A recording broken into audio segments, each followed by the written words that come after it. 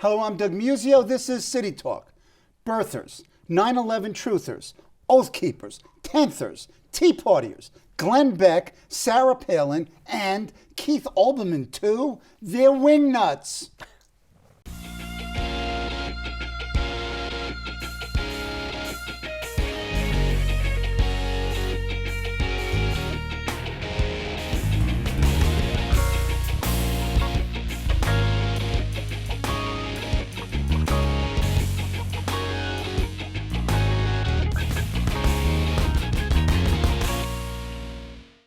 Here to twist the Wingnuts is John Avlon, senior political columnist at the Daily Beast and author of Wingnuts, How the Lunatic Fringe is Hijacking America.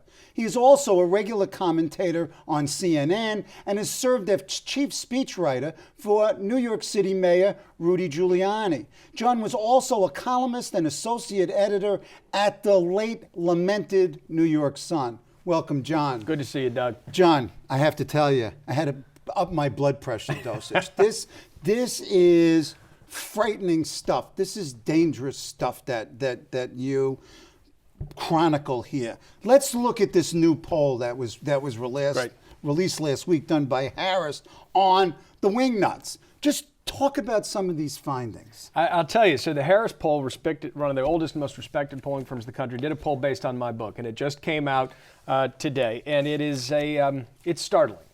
It shows the degree to which Obama derangement syndrome, which I define as, this is a medical condition. This is a medical condition. Or psychological. And it's psychological, and it's catching. And there was Bush derangement syndrome before, but now it's much worse than ever before. It's what I call pathological hatred of the president, posing as patriotism. Nice alliteration. Thank you very much. I do what I can on that front. But so this poll really is a wake-up call, or it should be. Let's take a look at overall population. 40% of Americans say that President Obama is socialist. 32% say he is Muslim. 27% say he resents America's heritage. 25% say he wasn't born in the United States and therefore is ineligible to be president. 23% say he's racist. 20% say he's doing many of the things that Hitler did. And 14% say he's the Antichrist. That's the general public. Yeah. Now let's turn to the Republicans. Yes, Republicans and conservatives, the numbers get markedly worse. 67% say he is a socialist. 57% say he is Muslim. 47% say he resents America's heritage. 45% align themselves with the birthers, say he wasn't born in the United States, not eligible to be president. 42% say he's racist. 38% say he's doing many of the things that Hitler did. And 24% of Republicans say he might be the Antichrist. Okay, now wait a minute. Who are these Wingnuts and how do they come to believe what many of us would just see simply as factual untruths? They have been stirred up and incited over the course of the last 15 months. We've been doing something very dangerous in this country, which is that we have been pumping up fear and hate in the service of hyperpartisanship. And there are enthusiastic new dupes every generation for these kinds of claims, but they've never quite metastasized this way in our body politic. And it's dangerous. On some level, the Wingnuts are the absurd. Some people dismiss them as the eccentric, colorful fringe on the extreme end of the political landscape, but they are more powerful than ever before. They are therefore more dangerous than ever before. They are achieving a depth in our society that we haven't seen before, at least not any time recently. So this should be a real wake-up call to all Americans. Okay, talk about exactly how are they hijacking America, as the subtitle of the book alludes to. Sure. This poll shows just the degree to which they're hijacking America, but let's talk about how they're hijacking America. I think there are three reasons the Wingnuts are more powerful and more dangerous than ever before. One, the parties are more polarized than ever before. The power in American politics in the institutionalized parties has moved from the center to the fringes. The parties are more polarized, ideologically polarized, the voting patterns more polarized. Second thing is the rise of partisan media. We are devolving back to the era, like in the 19th century, when whole newspapers were owned subsidiaries of political parties. That's happening now on cable news. We see it every day. There's a right-wing and a left-wing news station. We are self-segregating ourselves into separate political realities. And the final thing is the internet, which has become an echo chamber for many folks and really an incubator of extremism. Okay, let's take the internet, and let me be political science professor. Madison in Federalist 10 constructs all these barriers for a majority to form. All those barriers barriers are breached with the internet, and they've been breached for a while. They are, but I mean, I'm a big Fed 10 fan, so I mean, I think the basic idea still holds, which is that it should be in a society we should be able to transcend our factions, if only because we can't agree on them enough to hit 51%. The problem is we really are self-segregating into separate realities. So there's a mutual incomprehensibility because people are getting a steady diet of misinformation or partisan skewed information from even mainstream sources. The internet gets even more particular, where you are in effect creating little cells of separate realities, intense conspiracy theorists that proliferate on the internet and allow people who in the past might have been isolated by the absurdity of their views to communicate across geographic lines. That creates effectively online armies. They are becoming the loudest lobbying bloc, if not the largest. Okay, so but then Madison's walls have been breached. What does this mean for politics? I mean, Federalist 10 also talks about the filters that a legislature and representative government would perform. It ain't doing it. They're part of the problem. They aren't, and this is where our politicians are abrogating their duty, and I am furious at their cowardice every day. One of the things we've seen over the last 15 months is that the fringe is blurring with the base. The extremes are starting to meld with the party's base, and as the parties have gotten more polarized, as redistricting reform has been rigged so that redistricting has been rigged so that a comparatively small number of folks are determining who wins these closed partisan primaries. The politicians are terrified of offending the base. In this new world where they don't need to reach across the aisle or win over the regional edge of the opposition, they only need to keep their own most extreme voters happy. They are afraid of doing anything that might offend them. That means they are the only sin in this world of view of politics is that they're not extreme enough. They are not only pandering to the extremes, they are intimidated by the lunatic fringe. That's one of the things that's causing the legislatures to be too cowardly to stand up to the extremes. I keep waiting for somebody responsible on the Republican side of the aisle. And some people do. I mean, Joe Scarborough does this, David Frum is doing this, but a real leading political figure to do this, to call out the extremes and say, look, we may agree that we are embracing unprecedented fiscal irresponsibility. That is a responsible issue. I don't consider the Tea Partiers wingnuts. I think in many cases they're motivated by fiscal conservative protests. But what's been baked into the cake is a serious case of Obama derangement syndrome. And Republicans, too many Republicans have tried to cultivate that to gain from the electoral advantage from the anger, and no one is doing the responsible thing in the country of standing up and calling it out. That's one of the biggest signs of the wingnut, is they always confuse partisanship with patriotism, and it is not the same thing. Last refuge of scoundrels? You're damn patriotism? right. Okay. What do they represent and what do they signify? What meaning is there in this movement that you can see, given your sense of history and both looking in the past and sort of projecting it to the future? Well, the comforting thing, I mean, history is an important guide to politics. I believe that politics matters because politics is history in the present tense. And there is the sense that it can give us a sense of perspective for our current problems. So here's the good news. The good news is we've dealt with wingnuts before. We've faced these forces before. We've faced the rise of the Ku Klux Klan during the Reconstruction and post-Reconstruction South.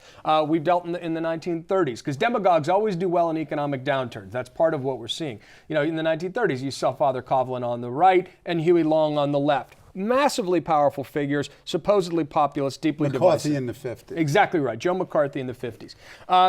What we need to learn from is to say how they were defeated. Some folks say merely play a game of defense. These folks will hang themselves. They always do. The extremes are always their own side's worst enemy. They will hang themselves on their own absurdity. But how many people get hung and injured in the process? Right. And that's why I think that's a dangerous game to play. I think we need to play offense. I think we need to approach this problem from a position of strength, not weakness, because there are more Americans in the center than there are in the extremes. That's the crazy thing. There are more Americans who are registered, who are independent voters now than Democrats or Republicans. Independents are the largest and fastest growing segment of the electorate. So we should be taking on the extremes on both sides who are hijacking our politics and saying, stop, you're playing with fire here, and we're not going to let you hijack our republic this way. These independents, are they true? Who are these folks? Who are they demographically? Who are they socioeconomically? Sure. Who are they attitudinally? I mean, I would like to be comforted by this centrist independent. I don't see them. I'll tell you, well, sometimes New York's not the easiest place to view politics. Well, I try to look at it outside, but you're right. Second only to Washington is necessarily, but I love our hometown. But here's who independents are. First of all, largest, fastest growing segment of the electorate. That's the demographic trend. They're reacting to the polarization of the two parties. If you look on any ideological skew, what you see is they're always in between Democrats and Republicans. But closer to Republicans on economic issues, closer to Democrats on social issues. And they hate the hyper-polarization and partisanship in Washington. How much do they hate it, and does it stimulate behavior? They can hate it all they want. That's part of the problem. Well, there's a lot of anger. What there hasn't been, because the system's been rigged to kind of reward the hyper-partisans in the two parties, it's effectively disenfranchised the voters in the center and independent voters. And that's where I think we need redistricting reform, we need open primaries, and we need to start making sure that the center starts standing up. You know, how we stood up to Joe McCarthy is instructive, because it began not all at once. This was a controversial stand to take, and not just Ed Murrow on television, who did a courageous job with it, but the first female popularly elected senator was a woman named Margaret Chase Smith, and I wrote about her in my first book, Independent Nation. She gave a speech called the Declaration of Conscience, where she was the first person to stand up on the Senate floor and denounce Joe McCarthy. As a fellow Republican, she did that. And she said we need to shed our intimidated silence and stand up to the violence and unreasonableness of the extremes. She did that. That's what we need to do now. We need to shed our intimidated silence. Who do you see on the contemporary Republican scene who's got enough voice? We can't just wait for politicians to find their cojones here. But they're not. No, they're not. But that's why it's up to you. It's up to me. It's up to folks at home to start standing up and saying enough. We want an alternative. Because the extremes have all set up this thing where they say, oh, there's nothing in the center, the only game in town. You want to stand up to the extremes? Just do it by being an equally loud person on the other side. Because they want this conflict. They want this war. The only way we stop this cycle. I'll tell you a quick, interesting story. Whenever I went up back to the protests, I go up to someone holding a Obama as Hitler sign. I'd say, what do you think in here? You have fun. Oh, yeah, because, I try to understand these people as people. Right. What they have lives, jobs, what's motivating you? One of the things you always hear, one of them, is they always say, well, they started it. They called Bush Hitler before. And nobody complained, nobody denounced it, so now that's legitimate. Now I'm doing it now. The only way we stop this cycle before it really erupts into something irretrievable is if we stand up to the extremes on both sides. If you fuel the fire and just vent your anger at extremes on one side, you're part of the problem. If you think that calling a president of the opposite party Hitler is the problem, but not your own, you're part of the problem. It's got to be equal. We need to stand up to extremes on both sides to stop this cycle. That's what we haven't been doing. Okay.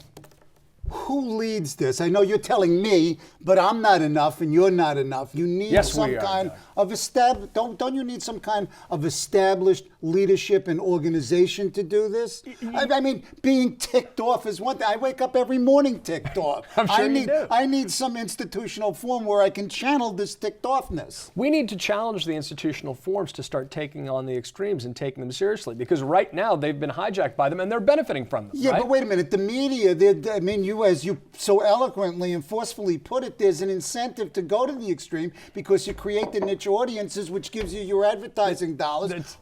Who stands in the middle? CNN gets ripped because it's almost in the center. But I tell you what, I think you're coming back, because what you're looking at is the largest untapped market in American politics and American culture is voters in the center, is independents. Most Americans are not screamers. They feel like they're being screamed at from both sides. What we need to do is start putting a clear flag and start playing offense, not defense. Not letting the extremes define us, but start having the center define the extremes. That's why I believe we need to approach this problem from a position of strength, from playing offense. If we do that, there are more of us than there are of them. This is a comparatively small number of folks who on the extremes who are saying these things, who are shouting these things, and inciting other people to riot. What we need to do is start creating an alternative. It's the old idea of being the change you want to see in the world. It's got to start somewhere. We do have the numbers. What we haven't had is clear, forceful advocates for this change. That's what we need to do. Right. That's what I'm trying to do with this book. And also you need a coherent message. Yeah. And you need money. You've got to communicate this message. But there is an untapped market here. I'm convinced. In publishing, this book is a rebellious project, because even in the publishing industry, I mean, of course. But even in the Talk publishing about industry, that. sure. Even in the publishing industry, they're in the same dynamic that you see in the media and in politics, which is that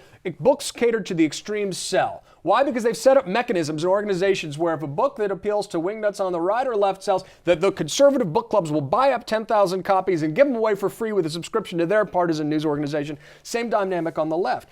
What we need to do is challenge that conventional wisdom. That's why it's so important, frankly, to show that there's a market for strong positions in the center. I think a lot of what makes The Daily Show successful, for example, is that A, satire is the only way to break through the spin cycle these days. B, because they're equal opportunity offenders.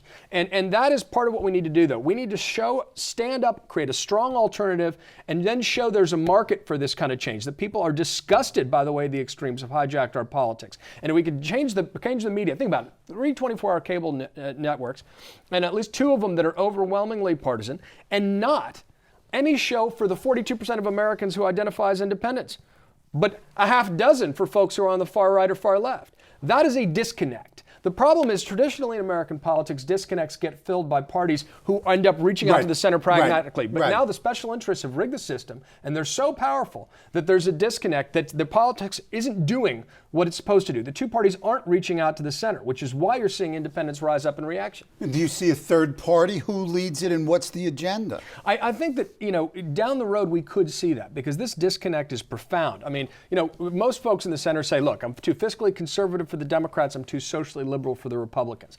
But the parties can't seem to reach out to those voters in the center. It's a generational thing, by the way. The younger you are, the more likely are you to be independent. You're more likely are to be fiscally conservative, but socially liberal, libertarian. The problem is that the parties are so controlled by their extremes, the influence of the religious right and interests on the left that have an endless appetite for big government spending. That they're unable to reach out into the center. That's part of the challenge. One of the things I think you could see, and this is what the Tea Party movement in part's about, it's not an independent movement, it's a conservative populist movement. I think what you could see is folks on the far right leave the Republican Party because, ironically, they believe it's not polarizing and radical enough. That then could provoke folks on the far left to say, same thing. President Obama, people don't appreciate how much he's being attacked from the far left, who consider him a corporate sellout. Right. So you may have the left spread out. And then what you could see is actually centrist Republicans and Democrats realizing that, they are have much more in common than they do with the extremes of their own party. Wait a second. How many centrist Republicans are there? How many hands do you have? No, seriously. No, sure. Look, well, there are some, believe it or not. But I mean, look, Lindsey Graham, John McCain, these folks, John McCain absolutely set that standard before he won the nomination and nominated Sarah Palin. He had deep appeal with independent voters. But what's interesting is that in the Republican Party, and I write about in this book, there's this thing called rhino hunting, Republican in name only, where the conservatives are trying to drive the centrists out of their party. But you're starting to see the same thing in the Democratic Party called dino hunting. Where they're trying to chase out all centrist Democrats. That's an unhealthy impulse it's intolerance for genuine diversity. It is an unhealthy impulse that it is actually really about conformity. Here's what drives me crazy. If these folks say... What drives you crazy, John? Come on. But here's what they say. These folks will say, hey, look, if you're a good party line vote, that means you show great courage by voting 100% of the time with the party. They've totally confused conformity with courage. That's cowardice. That's not courage. And yet these folks, these ideological enforcers, try to enforce that. They're more powerful than ever before, but they're totally insane. Okay. This politics has a racial element to it. I mean, clearly, much of it is an anxiety of what is now white minority politics. That's right. Talk about that. Well, I've termed what's going on the birth of white minority politics, because I do not believe that simple racism, the old, brutal, stupid racism of the Bull Connor variety, is behind the vast majority of opposition to President Obama. And I think a lot of folks on the left reflexively play the race card, and I think it discredits their larger argument. What you do have when you interview folks in the field at these protests, one of the dates you hear a lot, you hear about 2042 and 2050. These are the dates that the CUS census estimates that non-whites will become a majority in this country. Now, I personally don't believe the word white is even particularly useful, but it's certainly race. You need to deal with it. I mean, it has been a fundamental fault line in American politics, and it's not incidental that these sort of spontaneous outbursts and anger that you're seeing have coincided with the election of the first African-American president. I think it's the birth of white minority politics. It harkens back to a simpler future. It is partly the last gasp of resentment at the influence of the far left in the 1960s, where anti-war protesters became seen as anti-American. But the fury that's being seen has an element to it that's mostly, if you look at these protesters, they're all about defending American heritage, right? They really feel that America's heritage is under attack. It's not simple racism. You don't see a lot of folks dressed up as Confederate soldiers at these protests, although you do see Confederate flags, and I write about that. But as American revolutionary soldiers, they really feel that American heritage is under attack. And that's another thing you hear when you interview a lot of these folks. They talk about how long their family has been in America, how many generations. So this is a complex dynamic, but it's what I call, it's the birth of white minority politics is influencing. Yeah, but I mean, if you look at the statements, 8 states having, urging secession, the 10th Amenders, Healthcare bill passage triggers eruption from Rush Limbaugh, Glenn Beck, and John Gambling. States sue to block healthcare bill, say it usurps their sovereignty. We're in the pre-Civil War with John Calhoun, nullification, and secession. What's going on? This is what's amazing, is that some of these folks I don't think fully appreciate the historic resonance. I mean, go back and listen to your Martin Luther King "I Have a Dream" speech, and he talks about lips dripping with the words of nullification and interposition. This is the language that preceded secession. It was the language that created a constitutional argument against desegregation, what was called the massive resistance to desegregation in the 1960s, when anger at liberal centrist Republican Earl Warren's court ended up enforcing Brown v. Board, or deciding Brown v. Board, and desegregating the United States. These are arguments with deep historic resonance. There's actually continuity between a lot of the conservative and the conservative arguments made by Southern Democrats during the Confederacy and the arguments by conservatives today. But these are troubling arguments. That's why it should be a wake-up call, because we've wrestled with these questions before. You have a movement that I write about in the book where folks on the far right are flirting with secession. They're literally, people are talking about it. Not only nullification and interposition, but this movement going on, the 10th Amendment movement, which theoretically lays the groundwork for secession. These are large historical debates that are interesting debates about the relative power of the states versus the federal government. But when you start invoking these specific clauses that have been used by some of the worst villains in American history, as well as theoretical defenders of constitutional that led to the Civil War. Excuse me. We're playing with ugly, dangerous stuff here, and that's the larger point of the book. Okay, let's talk about endings here. There are a couple of possible, maybe even plausible endings looking forward here. What are those? From the most troubling to you to the most benign? Well, let's do it in the other direction. I think the most benign is that the extremes effectively punch themselves out. Extremes are always their own side's worst enemy. There's an inherent absurdity to these folks, and there's always the likelihood that when you have unhinged people leading movements, or people leading movements of the unhinged, that they end up showing themselves. Or they do unhinged thing that precipitate wide-scale violence. Well, hold on, I'm getting there yet. So that one thing is, we could talk about John Brown, irrespective of what you think of. Go ahead. But I do think the reason I wrote this book is also because it's a wake-up call. Not only should people connect the dots about what's happening and the historic precedent of this and the larger resonance. And what's funny, by the way, a lot of the snake oil these folks are selling is the same stuff that's been sold by the John Birch Society 50, 60 years ago. A lot of the same themes. I closed the book with a wanted poster for John F. Kennedy that was passed around Dallas that has many of the same themes. But the danger is that if we don't wake up, if we don't appreciate the real danger and start encouraging folks to stand up to the extremes, because we have the numbers and I think we can, that it won't end until there's violence. And then we're going to wake up one day and say, my God, how did this happen? And that is an important thing that we need to be aware of in this country, that we are playing with dynamite when you demonize the president and pump up fear and hate for hyper-partisan gain. We need to be aware of the forces we're playing with. We are not immune from the forces of history. You can't stir up and incite people right to the verge of violence. It's a line I use in the book. Hate is a cheap and easy recruiting tool, but it can be murder on a democracy. These are the forces we're playing with. We have played with them before. They usually end in violence. Look at the rise of the militia movements in the 1990s that led to the Timothy McVeigh's bombing the Oklahoma City building.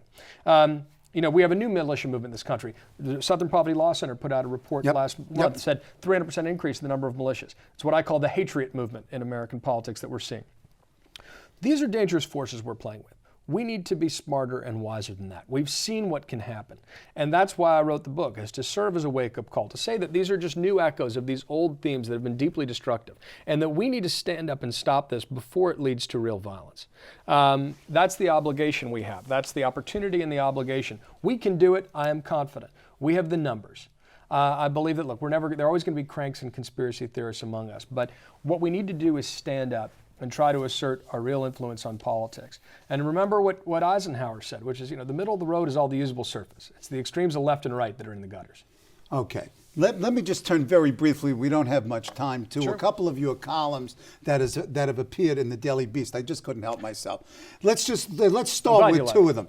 Iran and U.S. Wingnuts, a 9/11 love story. Talk about sort of the confluence of craziness here. One murderous craziness and the other a response to it. Right. So, so in that particular case, Ahmadinejad declared himself not only a Holocaust denier, which is widely known in his case, but also somebody who is 9/11 truther, questioning whether or not Al-Qaeda was behind the attack, saying perhaps it was an implosion set up by the U.S. government. One of the things I talk about in my book is, and he called it a big lie, which is convenient because that's a term come up with Hitler. Right. And Goebbels came up with about how people, if you keep telling a big lie long enough, that some people will believe it. Excuse me, according to the survey, lots of people believe these big lies. Then that's a dangerous thing. And you've got an interplay between the rise of the 9/11 truthers immediately after Bush and the rise of the birthers after the election of Obama. The birthers are people who believe that President Obama is not born in the United States and is therefore constitutionally ineligible president. They're very similar kind of things. They both are about delegitimizing a president by aiming at their core attribute or thing, and they're very prevalent and they're dangerous and they're fairly widespread. In 2007, a poll said that nearly 60% of Democrats either thought that Bush knew about 9/11 attacks in advance, or they didn't know whether he did or not. Right. Similar numbers of Republicans say the same thing about Obama and the birthers. It is a fertile field for conspiracy theories, and they need to be confronted. The problem is, as Jonathan Swift once said, you can't reason someone out of something they weren't reasoned into. But in the case of Ahmadinejad, it's an opportunity to point out that for those of us in New York who lived through 9/11, who take this very, very personally, this is an offensive thing. And the fact that they try to wrap it up, and conspiracy theorists always try to paint themselves as the true patriots. Right. They're the truth tellers with special knowledge, right? I mean, that's the thing, is that there's certain continuity that all these folks have, and you can say, blissful ignorance. Excuse me, John. But they believe they have special knowledge, right? And they have the truth. Yeah, exactly. And that's what makes it so dangerous. So whenever anybody comes to your town, when the old demagogue outfit, they won't come looking at that way. They'll come saying, I'm a truth teller, and I've got special knowledge to sell you. And the whole knowledge is based on dividing our society into us against them. And there's an elite group of us and a big group of them, and they're dangerous and malevolent, and they want to tear down this country. That sales pitch has been resuscitated by folks on the far left and the far right forever, and it's dangerous. Oh, okay, that's enough. I can't take any more. My thanks to John Avlon, author of Wingnuts, How the Lunatic Fringe is Hijacking America, for being on the show. Join me next week when my guest will be New York State Controller Tom DiNapoli. See ya.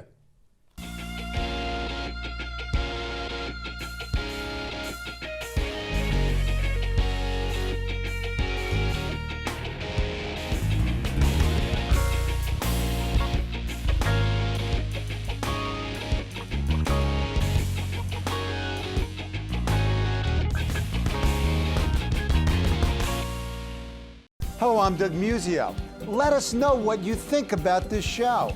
You can reach us at CUNY.tv. When you get there, click on the bar that says Contact Us and send your email. Whatever it is.